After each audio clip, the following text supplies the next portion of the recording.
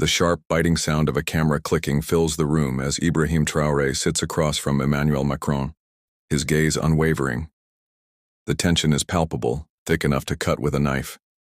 The world watches as one man's fury rises like a storm in the quiet of the television studio.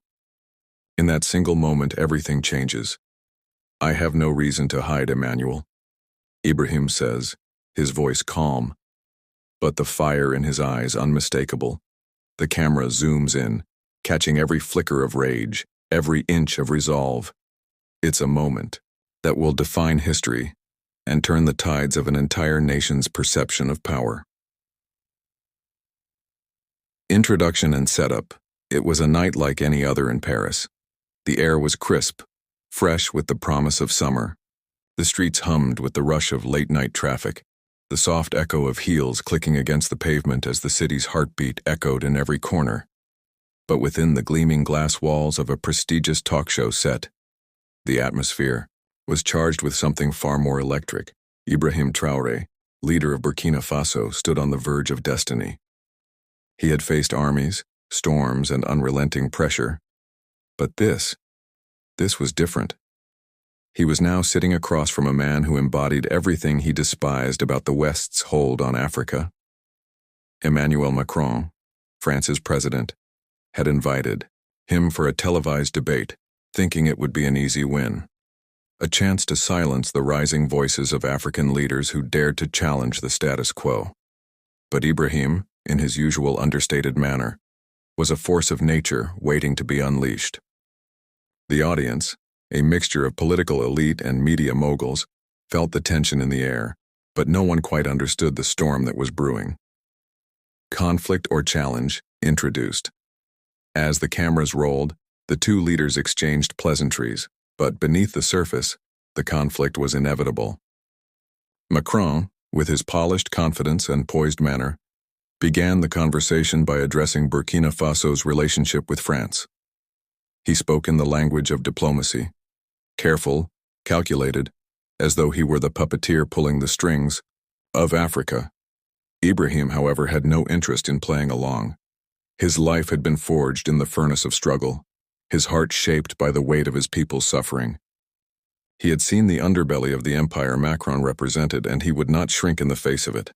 "I do not owe you an apology for standing up for my people," Ibrahim responded, his voice steady, but sharp as a blade. His words hit with a precision that stunned the room. Macron's face twitched with a flicker of surprise. He was used to control, used to being the master of any conversation. But Ibrahim's words began to chip away at that control piece by piece. "You speak of cooperation," Ibrahim continued, his voice gaining momentum. "But all you've offered us is exploitation disguised as aid. Do you truly believe that we cannot see through your lies?" The audience was silent. The camera captured the tension, the raw emotion that filled the room like a storm about to break. Midpoint revelation or twist.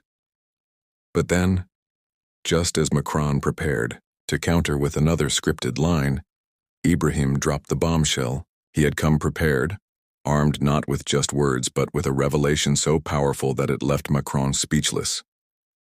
"I am not here to debate, Emmanuel," Ibrahim said, leaning forward, his eyes piercing through the screen. "I am here to expose the truth." With a flick of his wrist, Ibrahim handed over a series of documents, classified, revealing the covert operations France had orchestrated in Africa under the guise of diplomacy. It was a damning indictment, a betrayal of trust that spanned decades. Macron's face went pale. The room fell silent as Ibrahim's words rang out like thunder. "Your government has been stealing from us. You've taken what isn't yours, our resources, our land, our lives, and for what?" Ibrahim's voice cracked, but only slightly. He wasn't just speaking to Macron. He was speaking for every African nation that had suffered under colonial rule, for every person who had been robbed of their dignity, their future, and their hopes. The camera zoomed in on Macron's face, now a mask of disbelief. His arrogance, his carefully curated image of control, shattered in an instant. Climax, emotional breakthrough. The debate took a turn. Macron tried to recover, but it was too late. Ibrahim had taken the upper hand, and there was no going back. What followed was an emotional breakdown, not from Ibrahim but from Macron. His facade of power crumbled, and the world saw him as he truly was: weak, defensive, vulnerable. "You've lost everything," Ibrahim said, his voice low but filled with the weight of truth. "The world is watching, and no matter how much you try to hide behind your words, the truth will never go away." Macron's hands trembled, his composure now a distant memory. For the first time he seemed small, insignificant in the face of Ibrahim's unwavering resolve.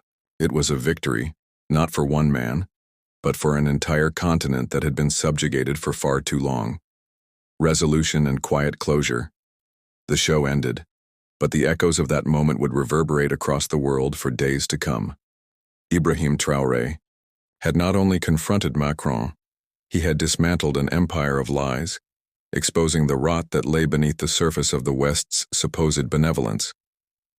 As the credits rolled and the cameras turned off, Ibrahim stood up, a quiet sense of pride settling in his chest. He had done what he came to do, not just for Burkina Faso but for Africa as a whole.